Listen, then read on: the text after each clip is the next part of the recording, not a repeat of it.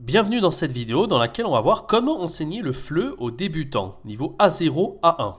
Alors, j'ai déjà traité du sujet plusieurs fois sur la chaîne YouTube, c'est pour ça que je vais vous mettre tous les liens en haut à droite de l'écran. J'avais déjà fait 3 vidéos à ce sujet, 3 vidéos différentes d'ailleurs qui traitaient du sujet, et je vous ai également mis 3 exemples de cours, d'accord, d'un exemple de cours d'essai que j'avais fait avec une taïwanaise, et 2 exemples de cours que j'ai fait également avec un élève taïwanais. Je vous mets également tous les liens en haut à droite de l'écran, ça fait 6 vidéos au total, il y a déjà pas mal à voir.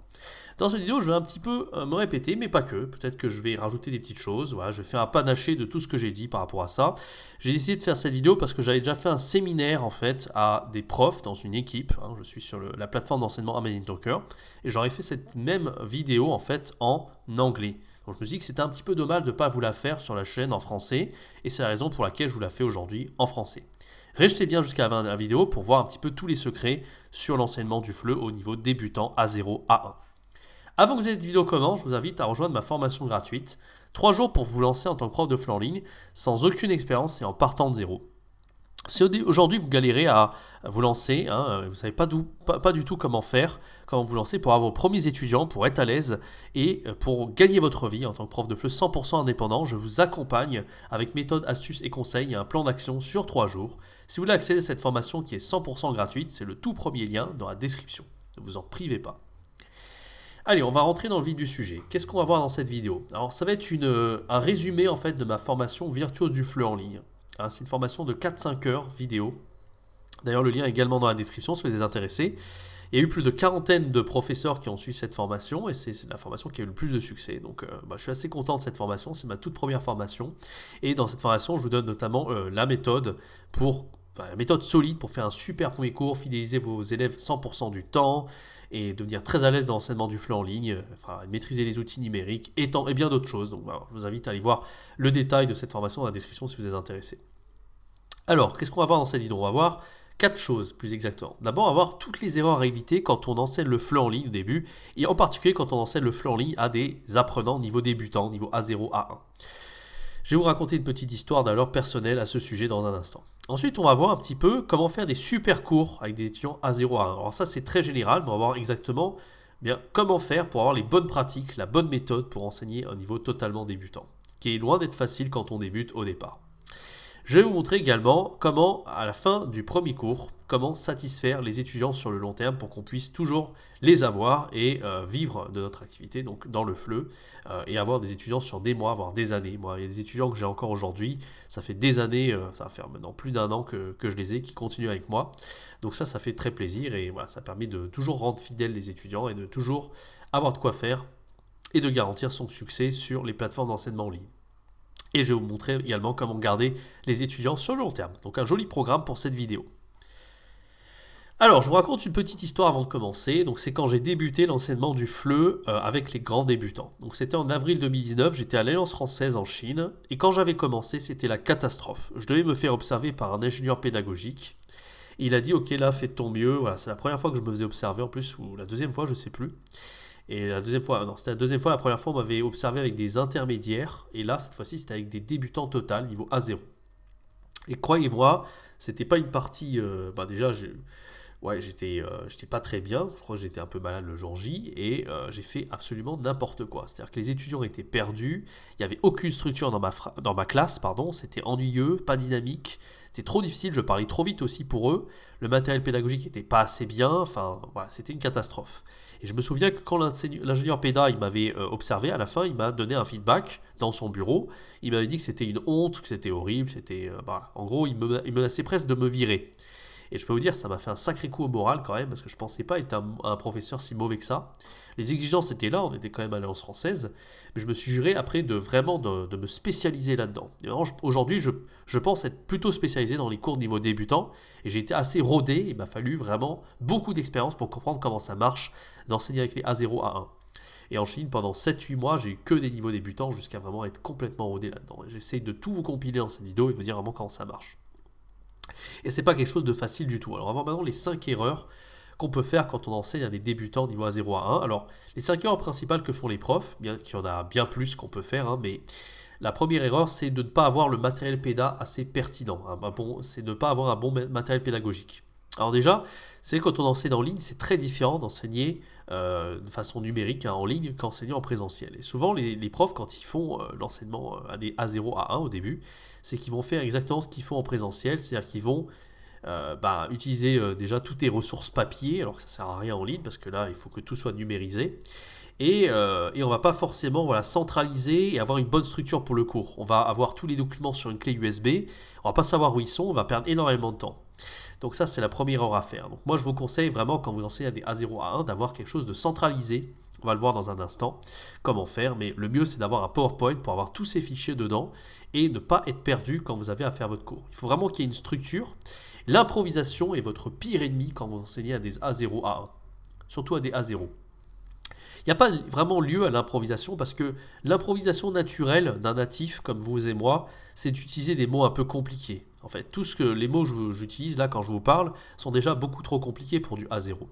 Et moi, mon naturel, quand je parle en français, c'est d'utiliser du subjonctif à chaque fois, etc. Et quand je parlais des A0 et que j'ai improvisé au début, je faisais l'erreur de dire n'importe quoi, d'utiliser du subjonctif, alors que subjonctif, on le voit à partir d'un niveau B1. Donc, vraiment, je vous conseille vraiment de laisser tomber l'improvisation quand vous enseignez à des A0 et vraiment d'avoir une structure et de savoir exactement ce que vous faites avec ce type d'étudiants. D'accord ? Encore une fois, donc, au niveau des erreurs qu'on fait généralement quand on est prof de FLE, c'est de ne pas savoir utiliser le logiciel d'enseignement, donc par exemple Zoom. Donc là, c'est pareil, pour être à l'aise pour utiliser le Zoom, il faut vraiment mettre le pied à l'étrier et savoir un petit peu comment les outils ça marche. Je mets également le lien en haut à droite de l'écran, j'avais fait une vidéo complète pour expliquer comment Zoom marche. Je vous invite à aller voir cette vidéo également. D'accord ? Voilà, et après, bien sûr, pour qu'un cours soit bien et pour éviter de faire ces erreurs, il faut qu'il y ait de l'interaction, il ne faut pas que ça soit magistral, d'accord ? Et encore une fois, il faut être très sympathique, il faut montrer que vous n'êtes pas perdu, même si vous l'êtes au début. Il faut montrer que vous avez des qualités humaines, que vous êtes sympa, gentil. Parce que quand un étudiant il veut réserver avec vous, c'est pas tant la qualité de votre cours, enfin si c'est la qualité de votre cours, mais c'est pas tant le contenu, c'est vraiment comment vous y prenez en tant que prof, et c'est vraiment ça qui va plaire à votre étudiant. Donc on veut pas de vous quelque chose de parfait, qui réponde, même si vous répondez bien à la demande et au goût de l'apprenant, c'est super, mais c'est aussi vraiment votre aisance en tant que prof et votre méthode, votre façon de faire et qui vous êtes en tant que personne qui vont faire la différence. Alors, le premier cours avec un étudiant, comment ça se passe ? Moi, c'est quelque chose que je fais maintenant depuis plus d'1 an. Et qui a très bien marché, mais ça part au début d'un cours en présentiel, c'est qu'il faut utiliser absolument ce qu'on appelle un brise-glace. Alors c'est quoi un brise-glace ? Je vous ai mis l'image, comme son nom l'indique.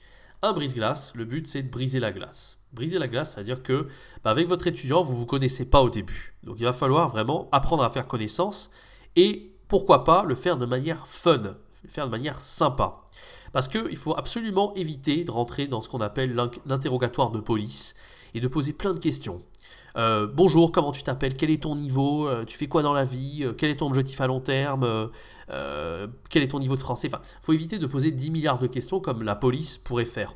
Donc le but en fait du brise-glace, c'est d'arriver à avoir ces informations qui sont très importantes pour arriver à mieux connaître son apprenant, mieux connaître ses besoins, ses goûts, et en même temps de faire connaissance. Et en plus de ça, vous arrivez à voir un petit peu quand il parle ses difficultés. Bon, au niveau A0 A1, c'est pas trop les difficultés qui nous intéressent parce que là, il n'a aucun niveau de français normalement. Donc ça va être plutôt pour connaître les besoins, les goûts et pour apprendre à mieux connaître votre apprenant.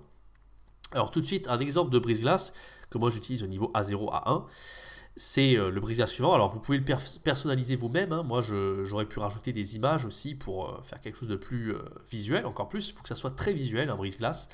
Et en fait, ce qui est très facile à mettre en place quand vous utilisez un brise-glace, c'est de poser des questions simples à votre apprenant. D'accord ? Il faut que les questions soient simples et il faut que les mots soient transparents avec l'anglais le plus possible. Parce qu'il faut que l'apprenant il ait un minimum de repères. D'accord ? Moi, c'est ce que je fais. Je mets toujours des mots, à part le mot M là qui ne ressemble pas à l'anglais, donc j'ai mis un petit cœur ici. Mais sinon, football, c'est la même chose qu'en anglais. Café, c'est pareil. Thé, c'est pareil. Shopping, c'est pareil. Musique, c'est pareil. Voilà. Et en plus de ça, le fait que vous l'ayez écrit, ça permet à l'apprenant de faire le lien entre ce qui est écrit et ce que vous allez prononcer. Par exemple, ici, l'Asie. Si vous dites Asie et que l'apprenant ne le voit pas écrit, il y a des chances qu'il ne comprenne pas. Alors vous allez peut-être dire la Chine, le Japon, etc. Mais c'est important que l'apprenant le voit écrit pour qu'il comprenne que l'orthographe du mot a une prononciation totalement différente. Parce qu'en anglais, on dit Asia. Donc voilà, c'est très important d'avoir les questions écrites. D'accord ? Alors là, c'est pas les questions en fait. Le jeu à l'origine s'appelle Trouve quelqu'un qui. C'était un jeu que j'utilisais en présentiel qui mettait les apprenants par groupe et Le but du jeu, donc, c'était trouve quelqu'un qui, il devait trouver un apprenant qui avait le même goût ou pas. Tu bois du café, oui ou non? S'il dit oui, on écrivait le prénom de l'apprenant dans la case correspondante. C'est très fun comme jeu et ils devaient justifier leur choix s'ils avaient un niveau plus avancé. Et j'ai décidé de faire la même chose en ligne et c'est là que j'ai vu que ça avait super bien marché, le brise-glace. D'accord? Donc les questions, c'est avec des réponses en oui et non. Et si l'apprenant est capable, il va dire pourquoi. Au niveau A0, il ne va pas le dire. Vous allez dire oui ou non. Vous allez peut-être lui apprendre parce que ou car un petit peu après, dans les cours à niveau A1. Pour l'instant, le but, c'est juste de dire oui ou non et de comprendre un peu la question. Par contre, vous pouvez après poser des sous-questions. Ça, c'est très intéressant. Par exemple, sur la première question, tu aimes le cinéma? Quel est ton film préféré? Et voilà, vous voyez que de toute façon, préféré, c'est comme en anglais, preferred. Et vous pouvez également poser d'autres questions, comme par exemple, quel est ton style, ton type de film préféré? Quel est ton style, ton type de film? Et là, vous allez apprendre les films d'action, les films de comédie, de science-fiction, et tout ça, c'est comme en anglais, hein. Action, science fiction, comédie, c'est exactement la même chose. Et c'est ça, le but en A0, c'est vraiment d'utiliser du vocabulaire qui est très simple et qui est transparent avec l'anglais. J'insiste là-dessus. Une autre erreur à éviter, c'est que quand vous faites un cours au niveau A0, évitez d'écrire dans le chat parce qu'il n'y aura aucune trace écrite. Donc si vous utilisez un Google Doc, l'avantage du Google Doc, c'est que vous pourrez l'envoyer par mail à votre apprenant un petit peu après et vous aurez au moins une trace écrite. En plus de ça, vous pouvez faire la mise en forme, souligner, mettre en gras, en italique et agrandir la police. Donc c'est quand même très pratique.